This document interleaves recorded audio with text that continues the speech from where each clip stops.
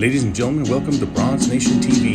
Today we're going to enter the world of Latin jazz and rock. Our featured guest comes to us today with a historical background of Latin music and a deep family history. The one and only Parris Escovedo. How are you doing, Parris? Good, my brother. How are you doing today? Good, man. I see you wearing that Raider gear representing. Oh, man, it's draft day. We're hoping to get a defense this year. We can't be losing to KC no more. Man. Hey, so real quick, man, before we get into your music, is it true that you played at Boston College football yourself? No, I'm joking. Yeah. But I try not to remember those days, man, because I'm waking up sore every day now. You wake up sore, so you got a lot of memories, arthritis memories. A lot of hits, man. A lot of hits. Yeah. Hey, so Doug Flutie was on that team with you, right? Yes. Wow. How was it playing with him? Was he cool? Oh man, I got 2 broken pinkies for it. That's crazy, man. Yeah, man. He threw a spiral, bro. That was 100 miles an hour. Wow, man. Oh yeah. So from hitting those bodies in front of you, you started hitting the timbales instead, right? That's it. I had to pick up the sticks a little lighter. Wow, man. So talking about those sticks, bro, is it true that somewhere I read that you were pretty much given that first set of timbales from the legendary Tito Puente? Yeah, my dad was coming home from touring in New York, and he brought a set home to me, and he said, "This is from Tito." And I said, "What? Wow. Tito?" I didn't know who Tito Puente was. I was 8 years old. I didn't really know who he was, but that's the way it goes. And as you're growing up in around those type of legends, you get stuff like that, and you're like, wow. And then 40 years later, you're like, man, I got my first set, from. And I told Tito Jr. that. He was like, yeah, man. I remember you when you're young, I said, well, we talking about we're the same age. So, yeah, so it was cool. It was cool. Wow. Are you doing anything with his son? Have you done any projects with Junior? We're planning on doing some stuff. We're planning on doing a tour or a show, called The Sons of Legends, and of us two, and doing music of our fathers and a little bit of our own stuff. So we're trying to bring that out. Man, I can't wait to see that. Yeah. So talking about your father was the famous Coke Escovedo, who played with many. I remember he started out with Azteca and other bands, and then he was probably the most known for working with Santana. Yeah, well, I mean, he started with Cal Jader first. That was his first professional gig, and then he went on with Boss Gags, some other people, and then he went with Santana. And then when he left Santana, Clive Davis said, "Hey, what do you want to do?" He said, "I want out of my contract. I want to go start my own band." And so he started Azteca. And so that's so Azteca was after Santana. Yeah. Oh, okay. After he left Santana. Wow. So how was it, man, growing up and seeing all those legends? I mean, you just said right now you really didn't know who Tito was. Yeah. I mean, growing up, did you kind of have an idea, like, man, like my dad, worldwide known musician? Well, he's always like dad. That's pops. Always gone on tour, playing here, a studio here, or rehearsal. But I didn't really know until I heard "No One to Depend On" the radio, and I said, that's my dad's song. So he was the writer of that song. Yeah, he was co-writer with that song with Michael Carabello and Greg Rowley. So wow. There's 3 writers on that song. And I heard the song and I'm like, Dad, that's the song you guys were in the studio. And he goes, yeah, that's the song. I said, man, that's when I knew, hey, my dad was pretty famous. You know what I mean? So yeah, it was one of those type of things. So that's when I realized that he was, somebody that was, like a star, So besides him being a super talented musician, he had a real cool name of Coke Escovedo. What was up with that? How did he get that name? Or he didn't like Pepsi. He didn't like Pepsi. Yeah. He didn't like Pepsi, man. But no, when he was a young boy, my grandmother used to always call him Kokomo Joe. And because he was, dark skinned, a little darker, and then me, I'm more wetter, but that's because of my mom's side. But Coca-Cola was always his favorite drink. Awesome. So everybody started calling him Little Coke because he was always having a Coca-Cola in his hand. Always, when he's outside playing. And my dad was a big baseball fan, a big baseball player. He liked to play baseball, and they say he was really good at baseball. So, but I guess music took preference, what he really wanted to do. So yes, wow. they call him Coke. So, yeah, because I get it all the time. People come at me weird, and stuff. And because I got Coke on my arm right here, and it's like people say, "Oh man, you got some cocaine, got some Coke, bro." I said, "No, man, this ain't about Coke. This is my dad's Coke Escovedo." Oh, well, okay. I remember the first time I went to my daughter's school, Catholic school. I went to church when I first got it, because I got the tattoo when I was in, I think it was Guam, and I was on tour in Guam, and I got it, and it was like a late night thing that everybody was like, "Man, let's get a tattoo," and I was like, "Oh man, I never had a tattoo." So I just said, "Well, I'm gonna put Coke. Let's put my dad." And everybody like, "You gonna put Coke on your arm?" I said, "Yeah, I'm gonna put Coke, man." So it was cool, But I remember I went to the church and they were like, What's Coke? What is that? Why do you have that tattoo? And I said, "Well, that's my dad, Coke Escovedo, man."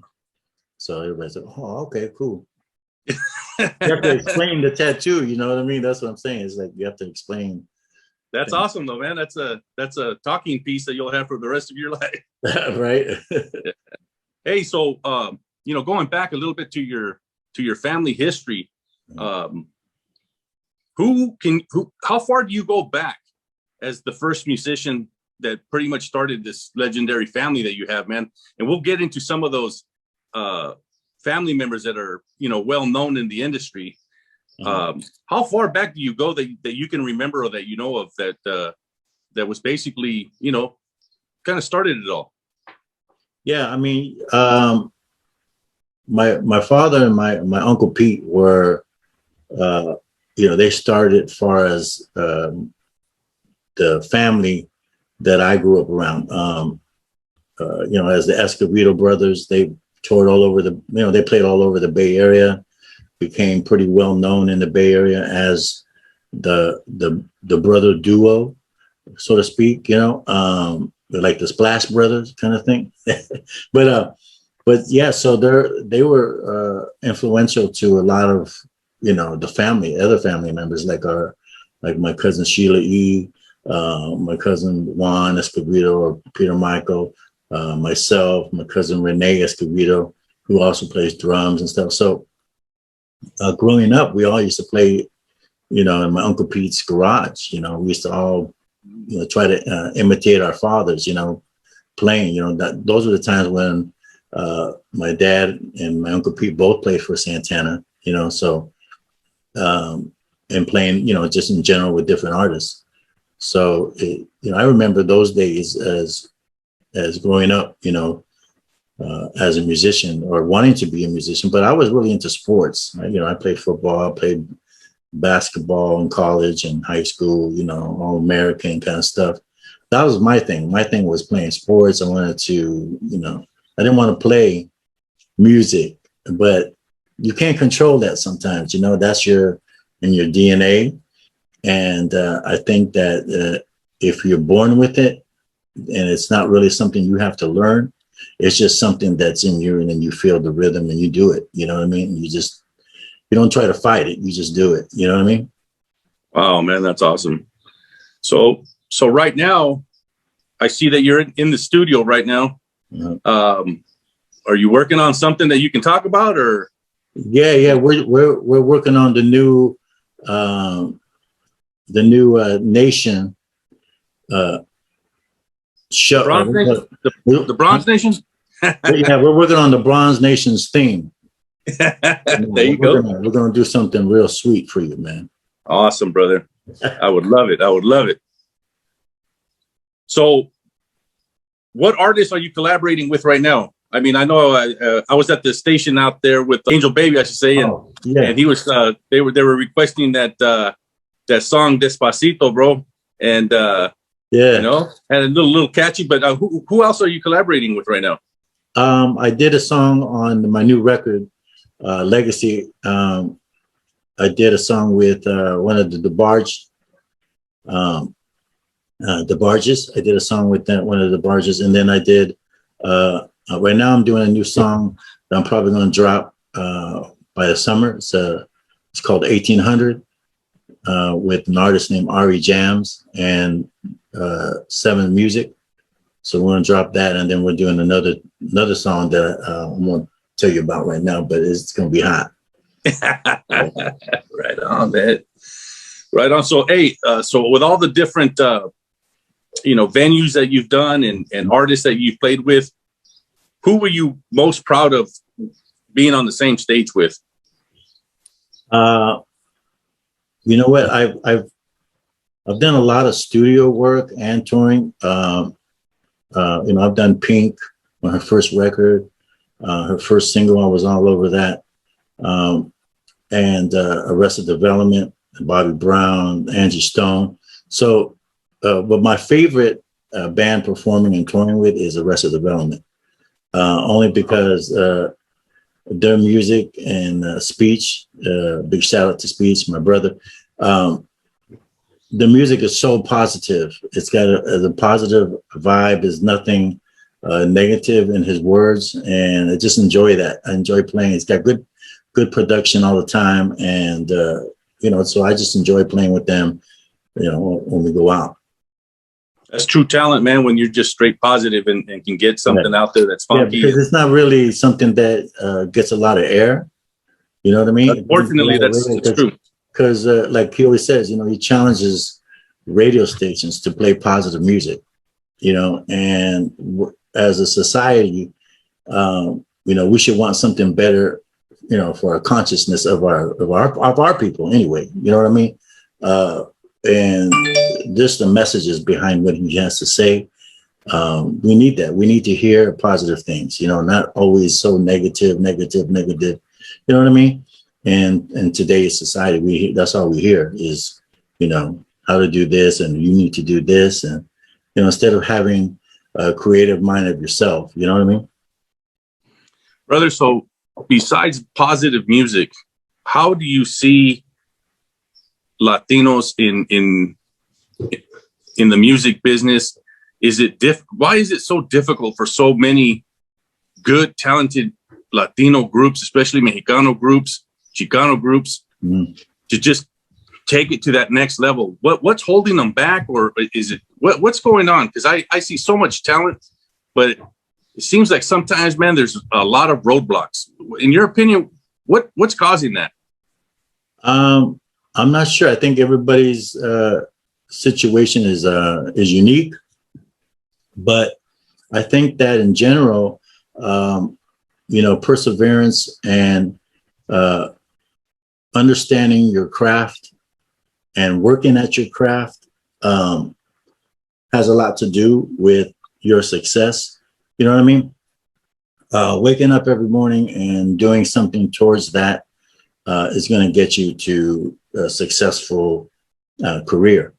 There's a lot of artists that are so talented, but yet, are not putting in the work, And then there's also a lot of different things like, I think a crew or a team, behind it that sees the vision, and not just controls the vision, but there's a lot of artists that have great vision, but yet they don't get to express that vision, that vision, So I think it just has to do with just having a great, a team behind you that believes in your vision and pushes it through, and sees it through, that's the difference. There's a lot of people that just don't handle the business the right way. And because the business changed so much from the 70s, where a label would sign you and push your stuff and get you out there, book you, put you with people that are going to book you, promoters, all that. Now it's all, if you're not if you're not a self worker, you know, if you never, you know, when they used to put you in school and say, okay, now you learn this, and then you're like, what? Right? You want direction, but you can't, you know, now you have to have that self motivation and do a lot of things on your own. And that's what they want, you know, for distribution deals and stuff like that. You got to be able to put your own time into it as well. You know, you have to be computer literate, right? So that's true.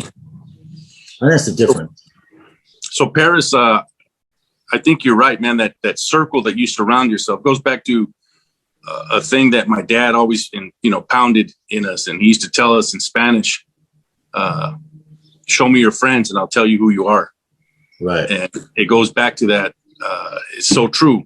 Right. You know, a lot of us get caught up with the wrong crowd and the wrong people, and bad things, arise from that. But when you surround yourself with people that have vision and goals and aspirations, and it's a whole different picture. Right. And I see that you have a great team behind you. My buddy Nick over there, Nick Martinez. Where they at? And you got some good people. Is Remo in there with you too? Is he there?